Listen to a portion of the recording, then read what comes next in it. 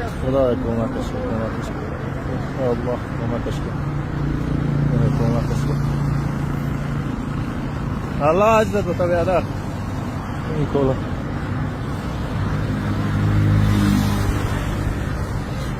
برو خدا اجرت بتا. یک منتظر تربیت بدنی بشینن. امیسو بیاریش امیسو. امیسو بیاریش استاد. امی طرف بیاریش امیسو. خیر ببینی.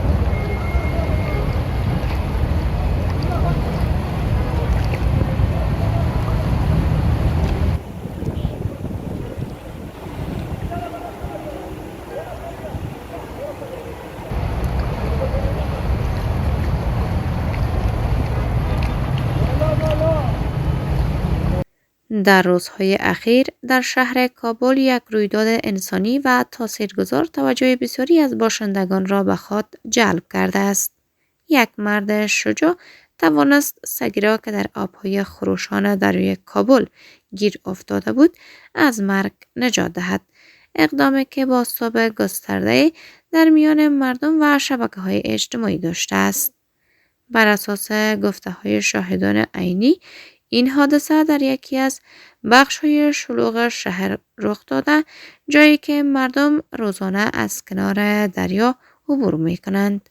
ناگهان توجه آبران به سگ جلب شد که در میان جریان نسبتاً تند آب گیر مانده بود.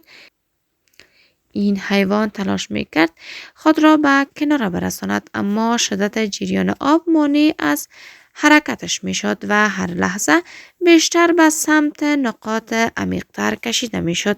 در ابتدا بسیاری از مردم تنها نظاره‌گر بودند. برخی با نگرانی صحنه را دنبال می‌کردند و برخی دیگر تلاش داشتند راه حلی پیدا کنند، اما ترس از خطرات احتمالی از جمله لغزش، غرق شدن یا گیر افتادن در جریان آب باعث شده بود که کسی به طور مستقیم وارد عمل نشود. در همین هنگام یک مرد جوان که در میان جمع حضور داشت تصمیم گرفت سکوت را بشکند و اقدام کند. او بدون توجه به خطرات ابتدا تلاش کرد با استفاده از یک وسیله مانند چوب یا طناب سگ را به سمت خود هدایت کند، اما فاصله زیاد و جریان آب باعث شد این تلاش ها نتیجه ندهد. پس از چند لحظه این مرد با شجاعت وارد آب شد. دمای پایین آب و جریان نسبتاً شدید شرایط را دشوار کرده بود. هر قدمی که او برمی داشت نیاز به دقت و تعادل داشت. مردم اطراف با نگرانی او را تماشا می کردند و برخی نیز با فریاد زدن سعی داشتند مسیر امن‌تری را به او نشان دهند. با نزدیکتر شدن مرد به سگ وضعیت حساستر شد. سگ که به شدت ترسیده بود در ابتدا واکنش‌های غیر قابل پیش بینی داشت و همین موضوع کار نجات را دشوار می کرد. اما این مرد با آرامش و حیات توانست اعتماد نسبی حیوان را جلب کند. در نهایت او موفق شد سگ را بگیرد و به آهستگی به سمت کناره دریا حرکت کند. این مرحله یکی از خطرناکترین بخش‌های عملیات بود، زیرا حمل وزن حیوان در کنار حفظ تعادل در آب جاری کار آسانی نبود. با این حال او با تلاش زیاد و حمایت روحی مردم توانست خود و سگ را به ساحل برساند.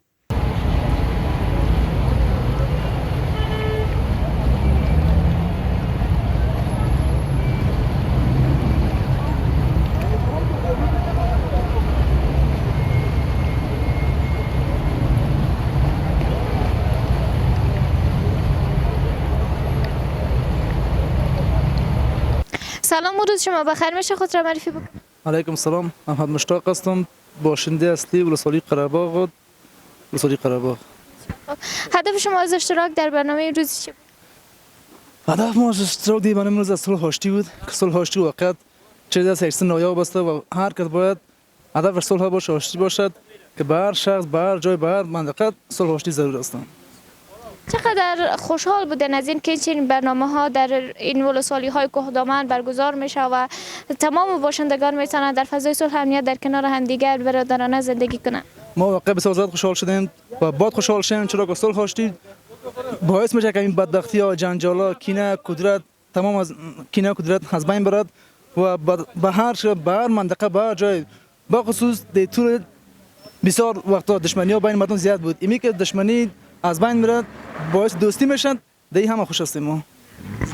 برگزاری این برنامه ها میتونه در این که امنیت کشور رو به بهبود ببخشه، موثریت خود را داشته باشه، این که به امنیت کشور بیشتر بیافزاید. واقعا این صلح یک چیزی است که آنچه که صلح بیشتر شود بالای منطقه، بالاخره بالای کشور ما و شما این بسیار تاثیرات مثبت داره.